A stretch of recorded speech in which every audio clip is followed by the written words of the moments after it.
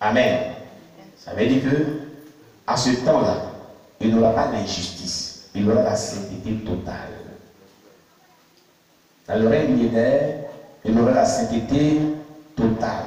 Pas d'injustice, pas de malhonnêteté, pas de ce qui est mauvais, mais tout ce qui sera juste aux yeux de Dieu, selon Dieu. Parce que c'est là un règne de justice et de sainteté véritable. Amen. Alléluia. La gloire sera, selon Ésaïe 24, verset 23, Ésaïe 60, verset 1 à 9. On va voir la gloire. Ésaïe chapitre 24, verset 23 à verset 23 seulement. Amen. Il est dit, la lune sera couverte de honte et le soleil de confusion, car l'Éternel des armées régnera sur la montagne de Sion et à Jérusalem, resplendissant de gloire en présence de ses anciens. En présence de ses anciens, ce sont les martyrs de ses saints qui seront avec lui. Amen. Oui, il sera revêtu de gloire. Ça sera un règne de gloire, de puissance. Amen. De gloire et de puissance. Le millénium. Ça sera merveilleux. Je ne souhaite pas de martyr à quelqu'un ni à moi-même. Mais si jamais cela s'imposera dans notre vie, n'ayons pas peur, parce qu'il y a de bonnes récompenses qui nous attendent. Amen. Alléluia. N'ayez pas peur de mourir pour le Seigneur. N'ayons pas peur de mourir pour le Seigneur. Quelqu'un va dire, mais tu le dis comme ça, quand ça arrive, là, on voit. Hein? C'est au pied du mur qu'on voit le vrai maçon. Amen, amen.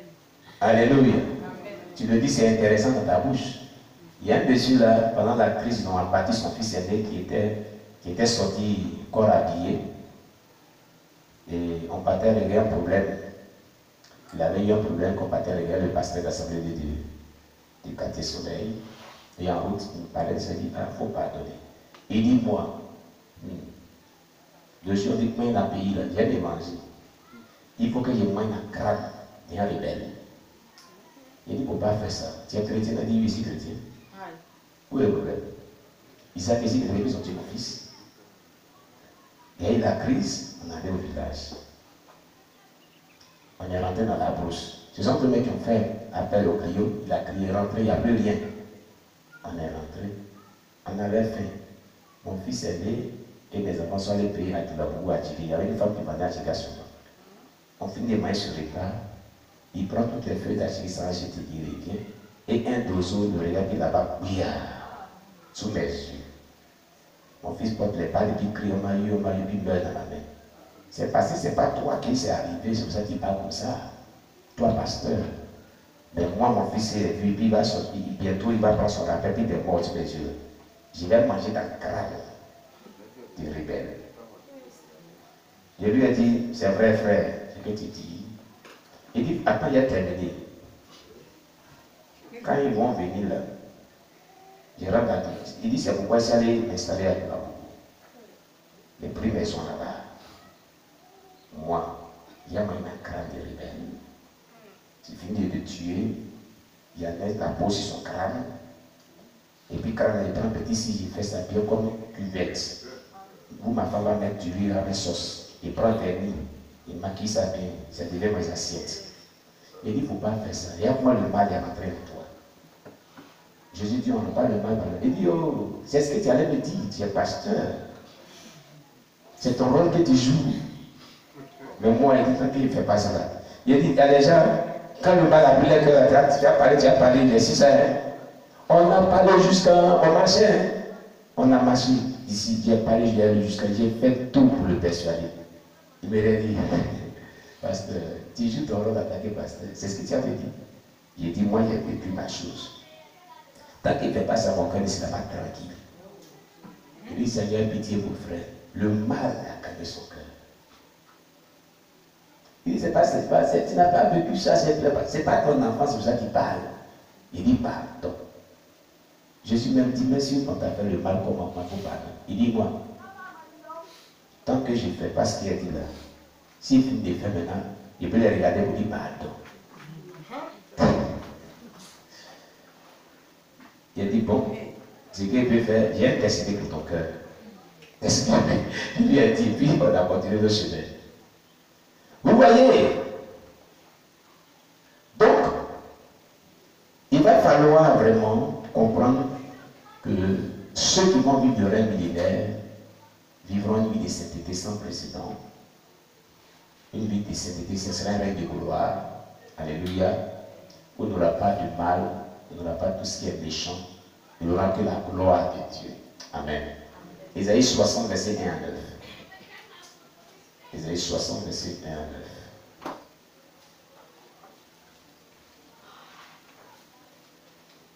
9. Ésaïe 60, verset 1 à 9 nous dit: lève-toi, sois éclairé, car ta lumière arrive, et la gloire de l'Éternel se lève sur toi. Voici, les ténèbres couvrent la terre, et l'obscurité les peuples.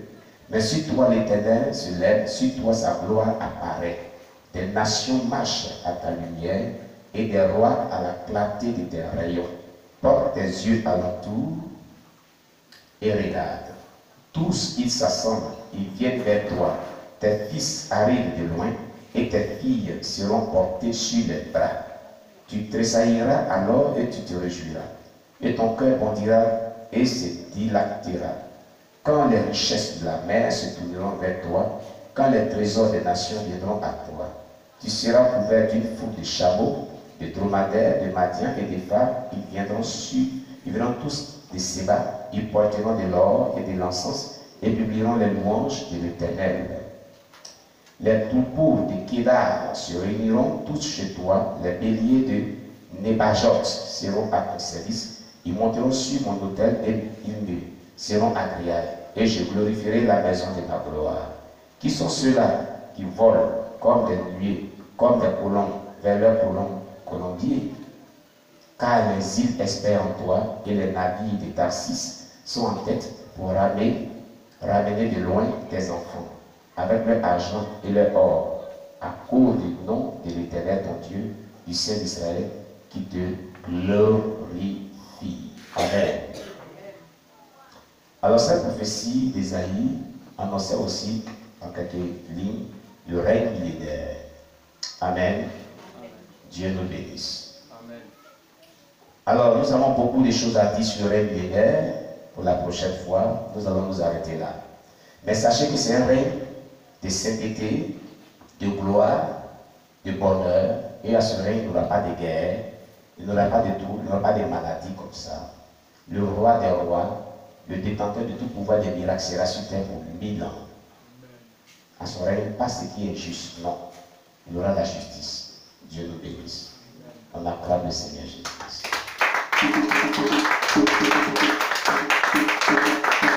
Voilà Jésus-Christ. Cher bien-aimé, qu'as-tu retenu? Sur quoi Dieu a-t-il attiré ton attention dans ce culte matinal de ce dimanche? Qu'est-ce qui t'a beaucoup marqué? Qu'est-ce que tu as compris? Amen. On love.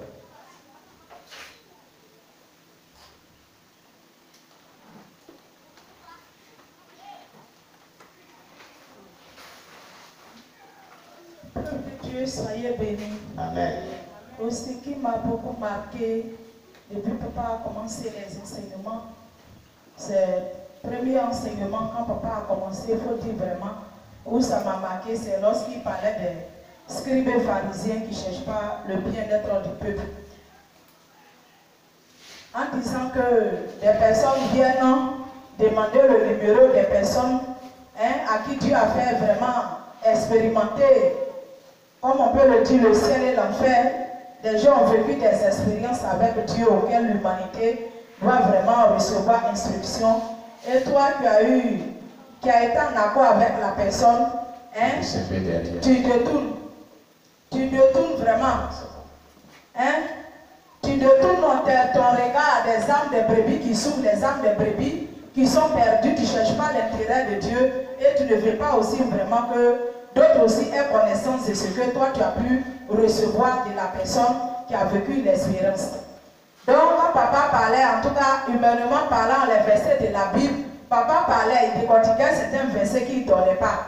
Quand il lit Proverbe 12, verset 26, il dit que que le juste montre à son ami la bonne voie. C'est ce que notre papa fait. Amen.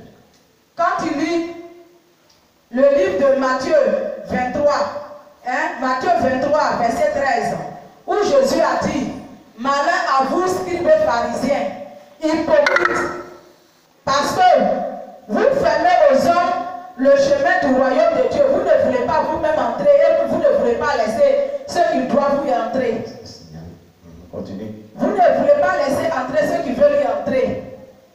Si toi véritablement tu dis tu fais l'œuvre de Dieu, que tu cherches l'intérêt de Dieu, Jésus a dit d'aller partout dans le monde pour annoncer la bonne nouvelle. Donc par toi qui a été en accord, toi qui as eu l'intimité, il y a eu l'intimité entre toi et puis des personnes qui ont vécu des expériences. Si tu donnes le numéro de la personne, c'est une manière aussi de gagner des âmes à Dieu. C'est une manière pour que ceux qui sont éloignés, égarés, qui sont aveuglés, qui sont perdus, eux aussi puissent avoir le recouvrement de la vue. Mais ne pas donner le numéro, ceci veut dire que véritablement tu n'es pas un serviteur de Dieu.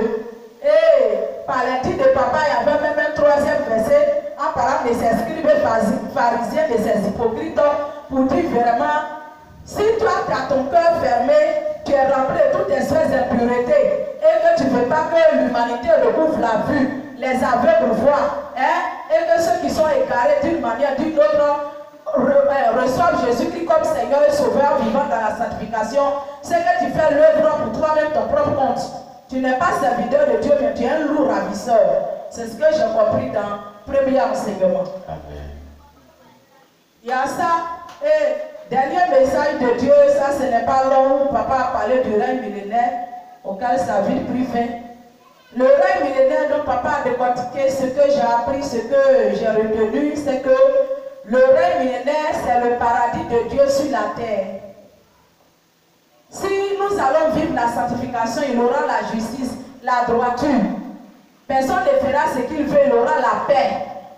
Et que c'est conformément à la parole de Dieu que nous allons vivre. Amen. À quoi ça ressemble si ce n'est le paradis sur la terre? Amen. Le royaume de Dieu céleste sur la terre. C'est ce que j'ai retenu. Amen. On acclame le Seigneur Jésus. Sois béni, sois béni. Oui, qui d'autre encore? Qu'est-ce que tu retiens? Oui. Amen. Qu'est-ce qui t'a marqué? Qu'est-ce que tu as retenu?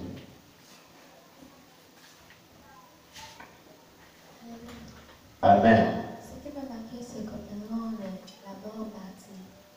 De quoi les morts martyrs? Il faut dire que dans cette église, c'est une église qui prie beaucoup. On fait des prières qui dérangent le monde des prières. On ne sait jamais si au cours d'une organisation, on peut tomber sur ce genre de choses. Donc, moi, ma prière, c'est que si jamais je viens arriver, Dieu m'a quand même donné la force de dire oui, que je peux monter le Seigneur. Amen. Mais il faut avoir notre vie pour ne pas rester à la deuxième tribulation. À la grande tribulation, parce qu'on ne peut pas supporter. Mais si jamais on nous demandait de régner Jésus, on va tout faire pour dire non. Parce que même si tu régnes Jésus, il va te tuer. Même si tu as régné, il va te tuer. Donc ma prière, c'est que Dieu me donne la force d'accepter le Amen. On acclame le Seigneur Jésus. Que Dieu te bénisse. Lui, le frère Moïse, elle nous dit ce qu'il a retenu lui aussi. Ce qu'il a compris. Ce qu'il a beaucoup marqué. Shalom, shalom. Amen. Peuple de Dieu, soyez bénis. Dans le premier enseignement qui est comment, alléluia, comment faire croître l'onction, je retiens que l'onction, d'abord l'onction nous aide, Dieu nous donne l'onction avec mesure. Amen. C'est le décret de notre foi qui fait croître d'abord l'onction en nous. J'ai compris cela, que c'est le décret de la foi qui fait croître l'onction en nous. Et j'ai compris que l'onction se manifeste par le niveau de notre foi. Le niveau de notre foi qui manifeste, c'est le niveau de notre foi qui manifeste la puissance de Dieu en nous. Amen. Et j'ai compris aussi que l'onction aussi ça grandit avec la soumission. la soumission au Saint-Esprit. Amen. Parce que nous sommes soumis au Saint-Esprit. L'onction aussi grandit.